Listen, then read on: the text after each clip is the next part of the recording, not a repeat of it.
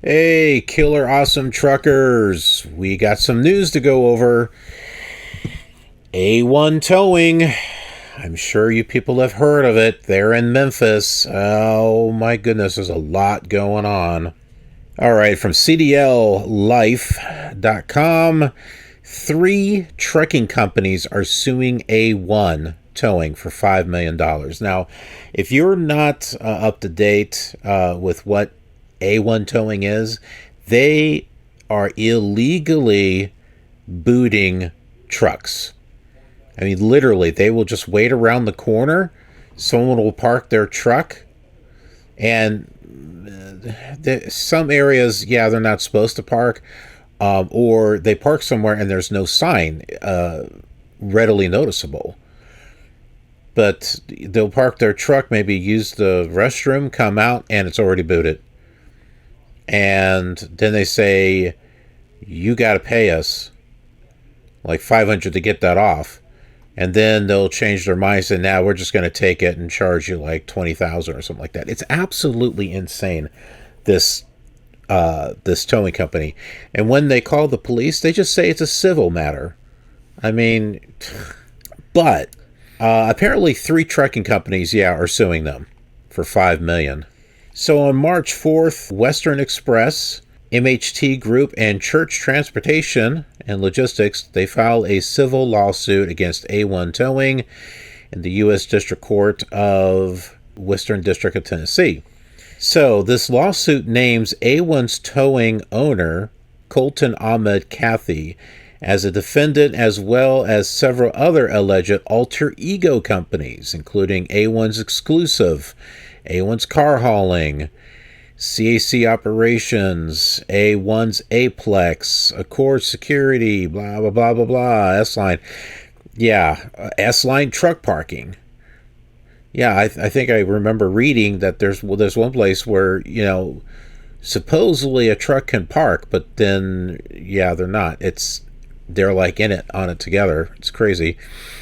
It accuses A1's towing and affiliated companies of violations of the Racketeer Influenced and Corrupt Organizations Act, which forbids any person employed by or associate with an enterprise engaged in or the activities of which affect interstate or foreign commerce, etc., etc. The suit also accuses A1's towing and affiliated companies of interfering with commerce by threats or violence, fraud, violations of Tennessee towing statutes, etc. So S-Line contracted with multiple third-party businesses in and around the city of Memphis, the state of Tennessee generally, and others to provide security and or parking services to such businesses. These businesses typically took the form of entities running gas service stations and or paid parking lots frequently frequented by commercial truck drivers engaged in interstate commerce. So that's another thing too.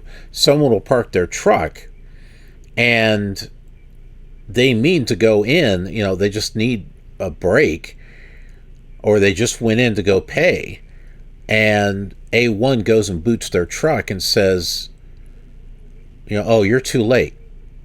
We're taking it out of here.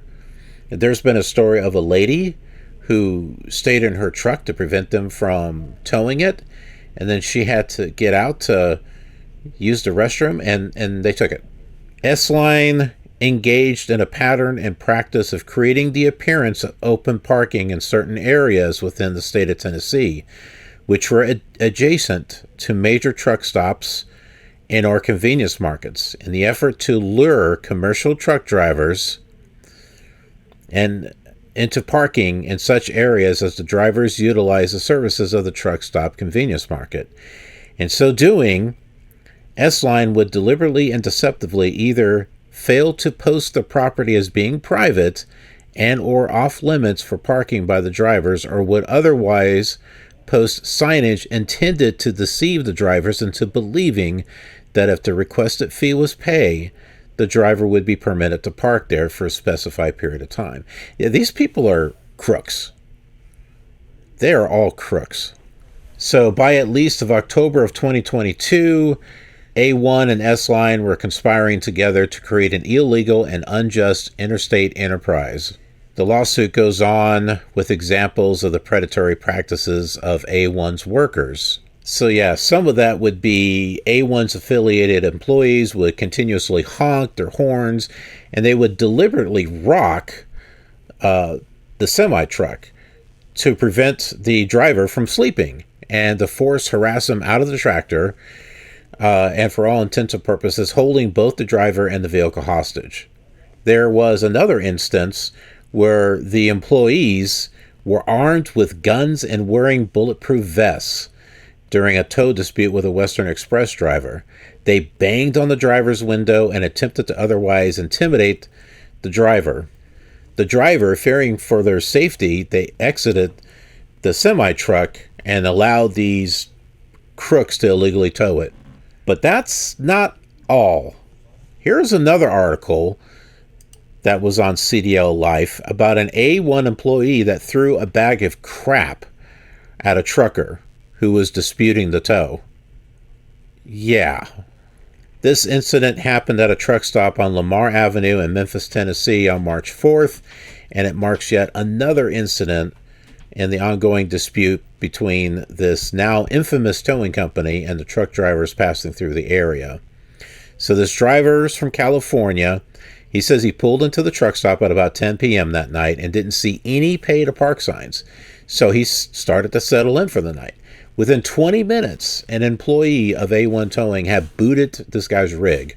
He went to go pay for 2 days worth of parking, but A1 said, "Nah, too late." They started hooking the tractor trailer up to his tow truck.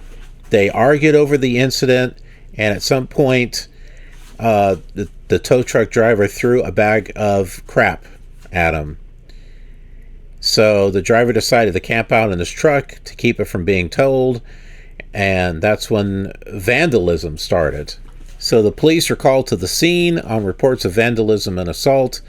The driver told the police that A1's employees had been dismantling his truck and trying to enter his cab all night long, causing him to fear for his life. "They've been opening my doors and coming in and threatening me. I've got them on video opening my doors and dismantling my truck all night long. All my truck lines are disconnected, my drive axles, everything, my air, they are disconnecting everything." The officers said they were able to witness the A1's employees taking parts off the truck, rendering it inoperable. So basically, the guy couldn't even drive away if he wanted to. Yeah, I know there's a boot on it, but you know what I mean.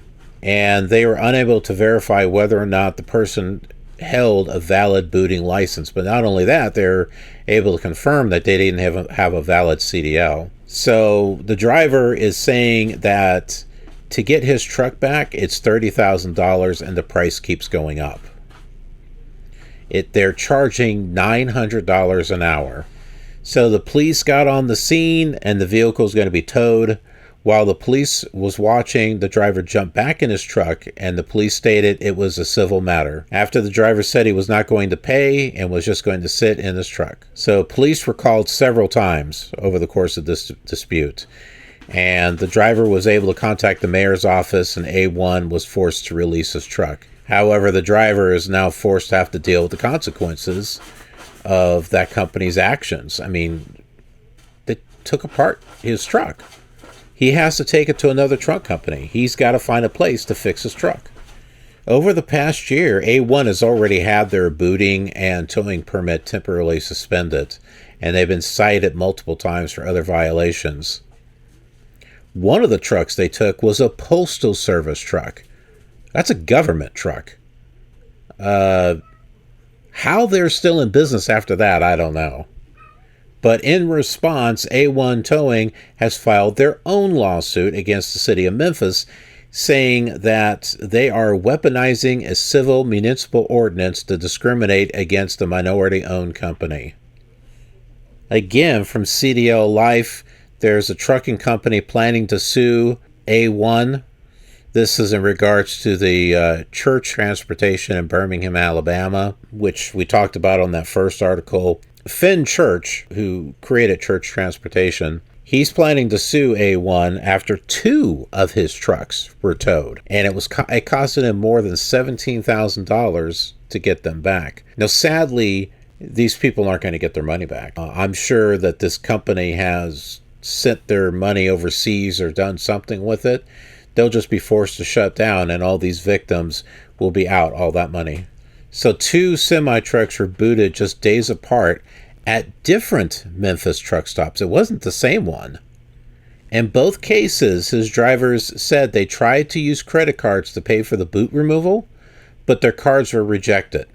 That was set up. It was a setup, because this is not the first time I've read about this. Their cards were probably fine. It was probably set up to reject them. And then A1 was like, one person, I remember reading, one person was going to go get cash and pay, and they're like, nope, too late, we're towing it. One of those drivers locked herself in the rig for hours.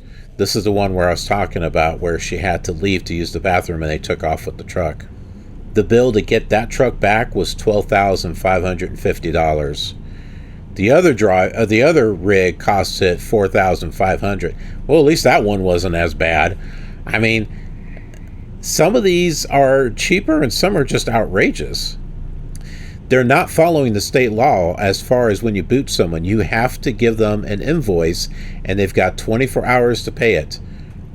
But they don't even give you an hour. Their driver manager doesn't even know what the laws are. But they get away with it. And also just recently, what happened before this is A1's towing permit was suspended for 30 days after all the complaints that they've got.